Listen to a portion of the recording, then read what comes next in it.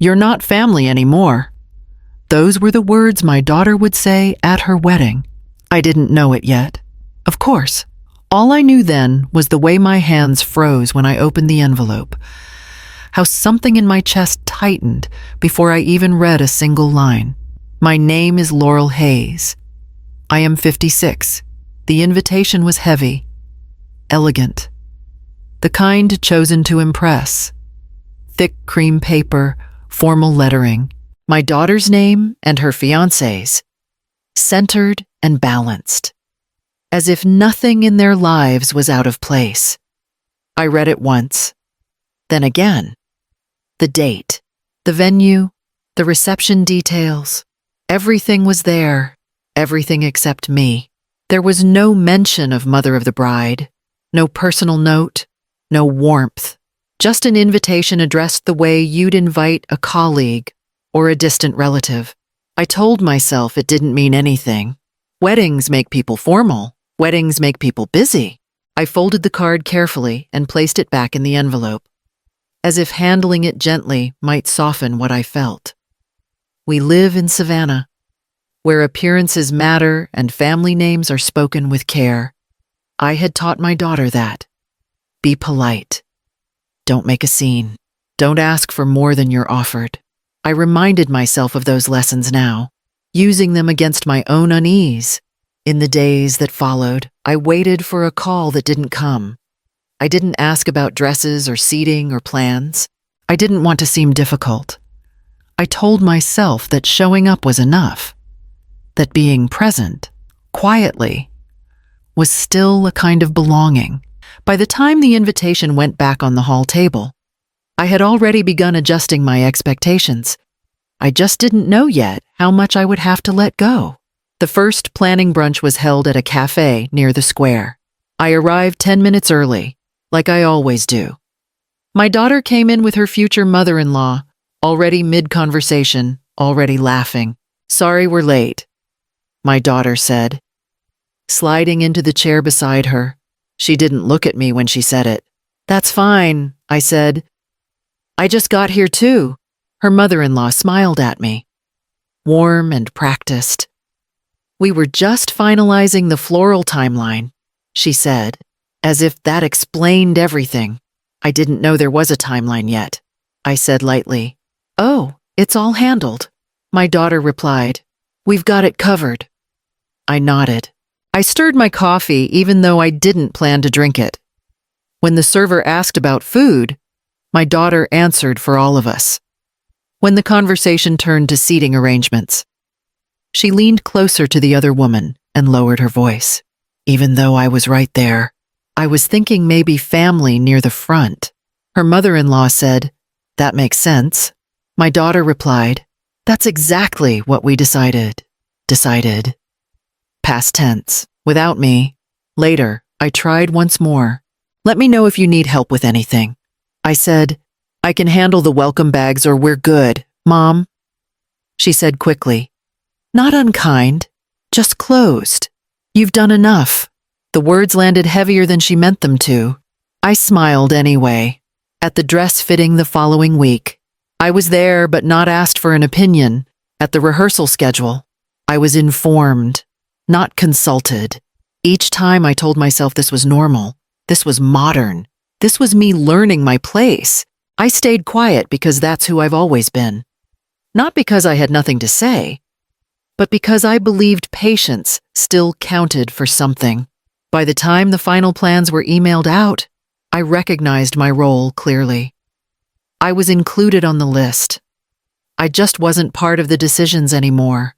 I met Eleanor properly the week of the rehearsal dinner, though she'd already been present in every decision by then. She was the kind of woman people describe as lovely without thinking about it. Calm voice, steady smile, nothing sharp around the edges. "Laurel, I'm so glad we finally have a moment," she said, taking my hand between both of hers. Her grip was gentle, but she didn't let go right away. "I've heard so much about you." My daughter exhaled beside her, the way she used to when she was younger and someone else had taken charge. "Eleanor's been amazing," she said. I don't know what I'd do without her. I smiled. That's nice, I said. It came out smaller than I intended. Eleanor laughed softly. Oh, I just like to help.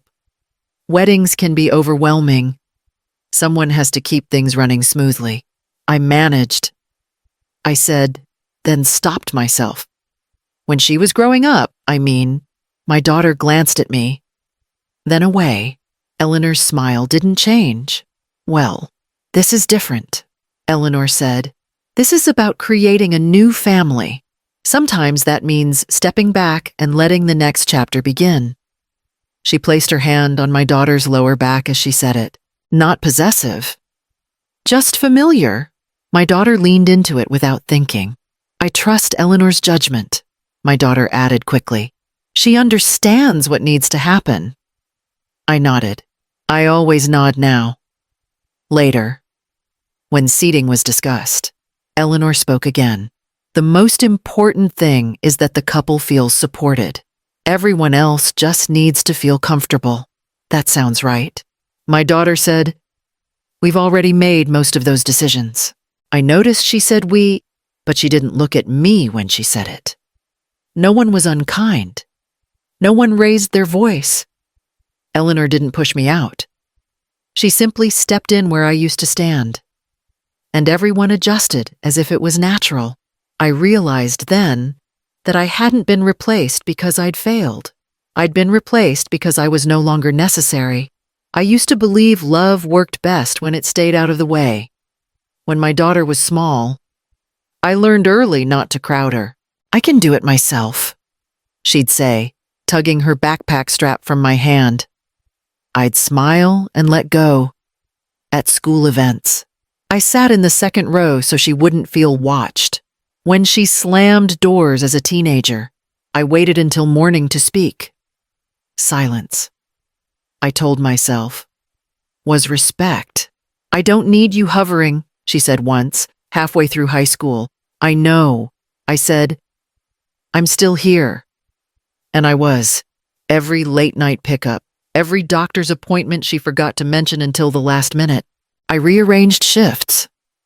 I canceled plans. I didn't announce what I gave up. I assumed it showed. When she went to college, she called less. I told myself that was healthy. Independence meant distance. I mailed care packages she didn't ask for and never followed up when she forgot to say thank you. I didn't want gratitude. I wanted continuity. Mom, you don't have to worry so much, she said once, laughing gently into the phone. I'm not worrying, I said. I'm just paying attention. I never corrected her when she told people I was easygoing. I let that word stand in for everything I swallowed. The times I felt shut out. The moments I wasn't consulted. I told myself closeness didn't need proof. It was built over time, not demanded out loud. When Eleanor stepped in, part of me understood why it was easy. Eleanor spoke with certainty. She made suggestions instead of waiting to be invited. She filled space I'd learned to leave open. You've already done so much. My daughter said to me more than once, let someone else handle it. So I stepped back. Again, I told myself love meant knowing when to be quiet. That restraint was maturity. That patience would be noticed eventually. But sitting alone later, replaying those moments, I felt something unfamiliar settle in my chest. Not anger, not regret, just the faint understanding that love given without a voice can slowly erase the person giving it. By the time the wedding week arrived, I had given so much space that there was hardly anywhere left for me to stand. On the morning of the wedding, my daughter hugged Eleanor before she hugged me. I'm so glad you're here, she said to her, voice soft, relieved. I wouldn't miss this for anything, Eleanor replied, smoothing my daughter's sleeve. You look perfect. When my turn came, the hug was brief, polite. Hi, Mom, she said. You made it. I did. I said, you look beautiful. Thank you, she replied. Already turning away, inside the ceremony space, an usher checked my name and gestured me toward a row near the aisle, but not the front. Not beside family. Close enough to see her face clearly, far enough that no one would mistake my role. "This way," he said again when I hesitated. I sat where I was directed.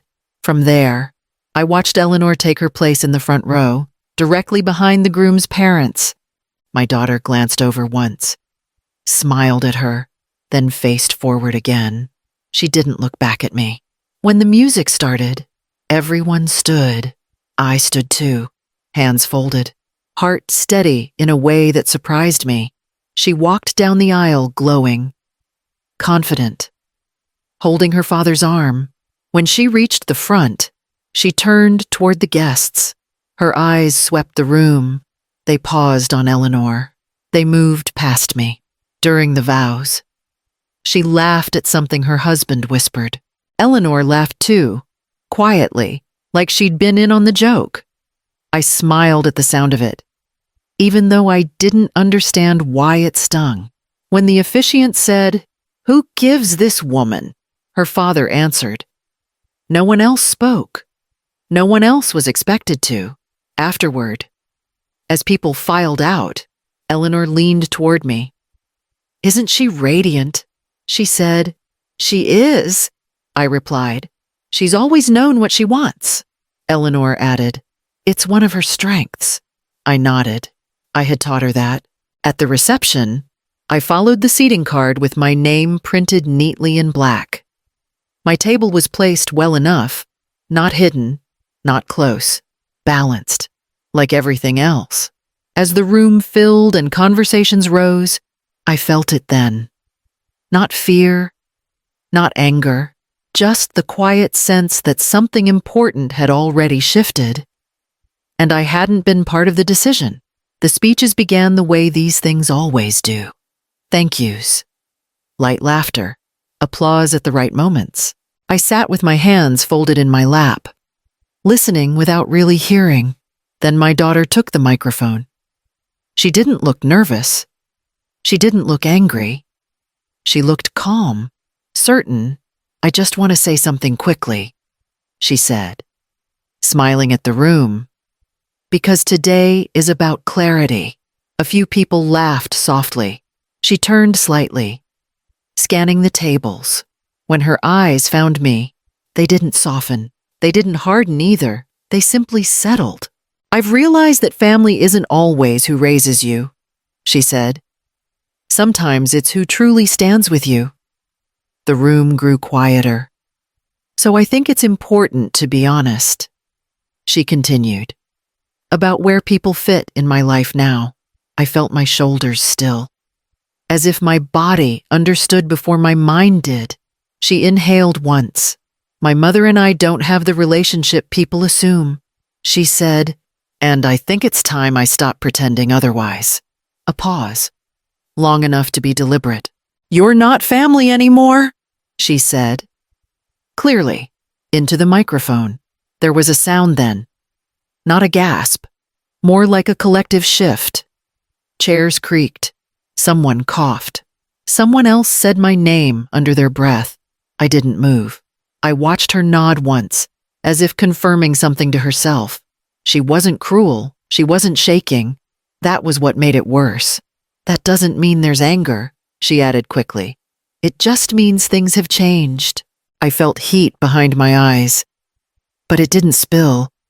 My face stayed still. My hands stayed folded.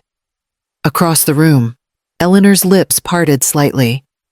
Then she smiled, slow and reassuring, at my daughter. People avoided looking at me. A few didn't. One woman at my table whispered, "I'm so sorry." I nodded. Once, inside, something fractured cleanly. Not loudly, not dramatically. Just enough to understand that whatever I thought I was holding on to had already been let go of. My daughter didn't hand the microphone back. She smiled again, as if the room needed reassurance. "I also want to recognize someone who's been there for me in ways that really matter," she said. "Someone who's shown me what family looks like." She turned before I could brace myself. Eleanor, she said, reaching out. Will you come up here? Eleanor stood smoothly, already composed, already ready. My daughter took her hand the moment she reached the front, fingers interlaced, familiar, practiced. This is my mother-in-law, my daughter said proudly, and she's been my family. The word landed differently this time. Applause followed. Not hesitant, not confused, polite, supportive applause, the kind people offer when they think they're witnessing something meaningful. Eleanor squeezed my daughter's hand and leaned toward the microphone. I'm honored, she said softly. Truly. My daughter beamed. She kept holding Eleanor's hand, as if letting go might undo something. I wouldn't have gotten through this without you, she said. You showed up. You listened. You understood what I needed. Her eyes didn't come back to me. The applause grew louder. People smiled at Eleanor. Someone near the front wiped their eyes. From where I sat, the sound pressed in from all sides, sealing something shut. I realized then that this hadn't been spontaneous. The words were too clean, the timing too exact. The way Eleanor stepped forward without surprise, the way my daughter stood taller once her hand was held. This wasn't emotion spilling over. It was a decision being finalized. I felt strangely steady, not numb, clear. A woman at my table leaned over and whispered, "That must be hard." I nodded once. I didn't trust my voice. Up front, Eleanor said something quietly to my daughter. My daughter laughed. Relieved. The way she used to laugh when I took over difficult conversations for her. Only now, someone else was doing that work. The microphone was set back on its stand. The music started again. People returned to their conversations as if a line hadn't just been drawn in public. I stayed seated. I didn't leave. I didn't confront anyone. There was nothing left to argue. Watching them together, hand in hand, I understood the truth of it. I hadn't been pushed out in a moment. I had been replaced over time, carefully, until the announcement was just a formality. Whatever place I thought I still had already been given away. I stayed in my seat when the music swelled again. Someone at my table leaned in. "Do you want me to get you some water?" "I'm fine," I said. My voice surprised me. It sounded like mine. People began moving around, laughing a little louder than before, as if noise could smooth over what had just happened. A man from the groom's side nodded at me politely. "Beautiful ceremony," he said. "It was," I replied. Across the room, my daughter danced once with her husband, then again with Eleanor. Eleanor's hand rested at her waist, steady and sure. My daughter laughed, head tipped back, free in a way I hadn't seen in years. A woman I recognized from church sat down beside me. "You must be so proud," she said. "Careful." "I am," I answered. It wasn't a lie. It just wasn't the whole truth. I excused myself and walked to the restroom, closing the door behind me. I gripped the edge of the sink and looked at my reflection. My lipstick had faded. My eyes were bright, but dry. I pressed my palms flat against the counter until the shaking passed. When I stepped back into the room, no one stopped me. No one followed. That, too, was information. Later, my daughter passed by the table. She slowed, just a little. "I hope you understand," she said quietly, not meeting my eyes. "I heard you," I said.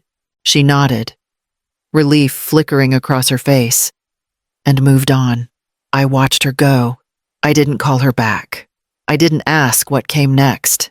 Standing there, surrounded by voices and movement, I felt the shape of what had been taken settle fully into place.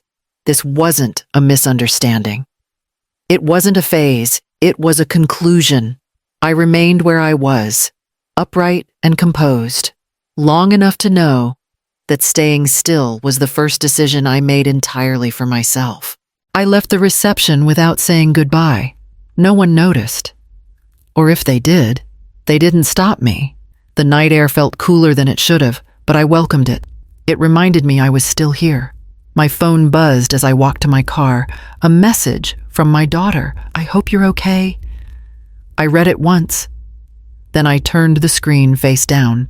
For years, I believed love meant availability, answering every call, showing up without being asked, making room, even when there was none left for me. Tonight made something painfully clear. Love that costs you. Your voice isn't love, it's surrender. At a red light. My phone buzzed again. "We can talk later," she wrote. Later had always belonged to her. I realized I didn't have to give it up anymore. I didn't block her. I didn't type a response. I simply let the silence exist, the way I'd always allowed hers to. At home, I hung my dress carefully instead of dropping it on the chair. The fabric still smelled like perfume and flowers. I ran my hand over it once, then closed the closet door. This was what I took back. Not distance, not anger, choice. Loving her would no longer mean unlimited access.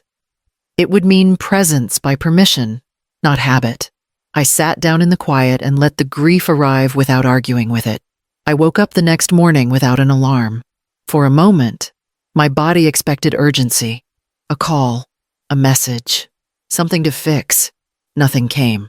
I padded into the kitchen barefoot and poured coffee into my old mug. The one with a chipped rim my daughter once tried to throw away. "It still works," I'd said then. She'd rolled her eyes and laughed. I kept the mug. My phone buzzed while the coffee cooled. "Did you get home okay?" My daughter wrote. I stared at the screen. The words were careful. "Safe." I did. I typed back. Then I stopped. I erased it. I set the phone down instead. Later, I took the dress from the closet. I folded it slowly, smoothing the fabric the way I always had when she was young and needed help packing for school trips. I placed it in the back drawer, not hidden, not on display. That was the shape of things now. I sat at the small table by the window and let myself think clearly for the first time. The lesson arrived without drama. Love doesn't disappear when access changes. It becomes honest. Respect isn't proven by endurance. It's proven by behavior, and dignity is not loud. It's consistent. If you've ever loved someone enough to make yourself small, you're not alone. If this story feels familiar, take a moment to like, comment, or subscribe. It helps these quiet stories reach the people who need them. In the afternoon, my phone buzzed again. This time, I let it sit. I washed my mug. I dried my hands. I closed the drawer. The ache was still there, steady and real, but so was something else. I was no longer waiting to be chosen.